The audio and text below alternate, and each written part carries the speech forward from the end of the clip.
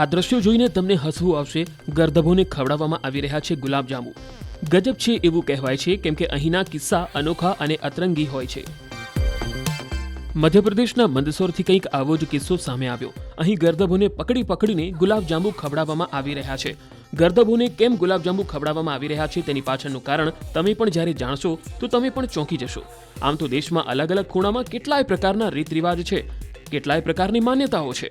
આવી જ માન્યતા મંદસૌરમાં છે, જેનું પાલન કરતા અહીં ગર્દભોને ગુલાબજાંબુ ખવડાવવામાં આવી રહ્યા છે। દેશમાં અને મધ્યપ્રદેશમાં ચોમાસું બેસી ગયું, પણ મંદસૌર જિલ્લામાં સારો વરસાદ નહોતો વરસતો। જુલાઈ મહિનો પૂરો થવા આવ્યો હોવા છતાં વરસાદ નહીં વરસતા સ્થાનિકોમાં ચિંતા હતી, માટે ગર્દભ ઉપર વરસાદને લઈને ટોટકો કરવામાં આવ્યો। સારો વરસાદ પડે તે માટે સ્થાનિક લોકોએ ગર્દભોને પહેલા ફૂલનો હાર પહેરાવી સ્મશાનમાં જમીનમાં મીઠું નાખી હળ ચલાવડાવ્યું। પછી જો સારો વરસાદ પડે તો ગર્દભોને ગુલાબજાંબુ ખવડાવશે તેવી માન્યતા માની। તેમનો આ ટોટકો સફળ રહ્યો અને મેઘરાજા વરસ્યા। છેલ્લા 2-3 દિવસથી મંદસૌર અને તેની આસપાસના વિસ્તારમાં સારો વરસાદ વરસ્યો। સારા વરસાદની તેમની આ મનોકામના પૂર્ણ થતા સ્થાનિકોએ ગર્દભોને પણ ખુશ કરી દીધા અને પેટ ભરીને ગુલાબજાંબુ ખવડાવ્યા। એક મોટી થાળીમાં ગુલાબજાંબુ રાખીને બંને ગર્દભોને ખવડાવવામાં આવ્યા।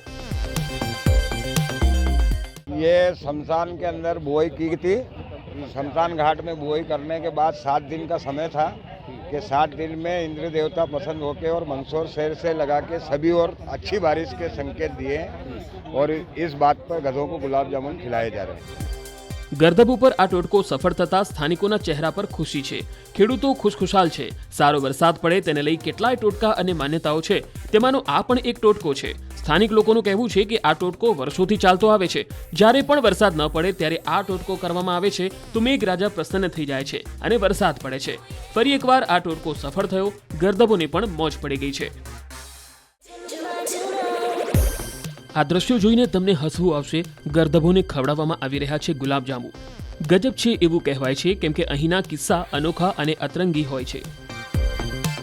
મધ્યપ્રદેશના મંદસૌરથી કંઈક આવો જ કિસ્સો સામે આવ્યો। અહીં ગર્દભોને પકડીને ગુલાબજાંબુ ખવડાવવામાં આવી રહ્યા છે। ગર્દભોને કેમ ગુલાબજાંબુ ખવડાવવામાં આવી રહ્યા છે તેની પાછળનું કારણ તમે પણ જ્યારે જાણશો તો તમે પણ ચોંકી જશો। આમ તો દેશમાં અલગ અલગ ખૂણામાં કેટલાય પ્રકારના રીત રિવાજ છે, કેટલાય પ્રકારની માન્યતાઓ છે। આવી જ માન્યતા મંદસૌરમાં છે, જેનું પાલન કરતા અહીં ગર્દભોને ગુલાબજાંબુ ખવડાવવામાં આવી રહ્યા છે। દેશમાં અને મધ્યપ્રદેશમાં ચોમાસું બેસી ગયું, પણ મંદસૌર જિલ્લામાં સારો વરસાદ નહોતો વરસતો। જુલાઈ મહિનો પૂરો થવા આવ્યો હોવા છતાં વરસાદ નહીં વરસતા સ્થાનિકોમાં ચિંતા હતી, માટે ગર્દભ ઉપર વરસાદને લઈને ટોટકો કરવામાં આવ્યો। સારો વરસાદ પડે તે માટે સ્થાનિક લોકોએ ગર્દભોને પહેલા ફૂલનો હાર પહેરાવી સ્મશાનમાં જમીનમાં મીઠું નાખી હળ ચલાવડાવ્યું। પછી જો સારો વરસાદ પડે તો ગર્દભોને ગુલાબજાંબુ ખવડાવશે તેવી માન્યતા માની। તેમનો આ ટોટકો સફળ રહ્યો અને મેઘરાજા વરસ્યા। છેલ્લા 2-3 દિવસથી મંદસૌર અને તેની આસપાસના વિસ્તારમાં સારો વરસાદ વરસ્યો। સારા વરસાદની તેમની આ મનોકામના પૂર્ણ થતા સ્થાનિકોએ ગર્દભોને પણ ખુશ કરી દીધા અને પેટ ભરીને ગુલાબજાંબુ ખવડાવ્યા।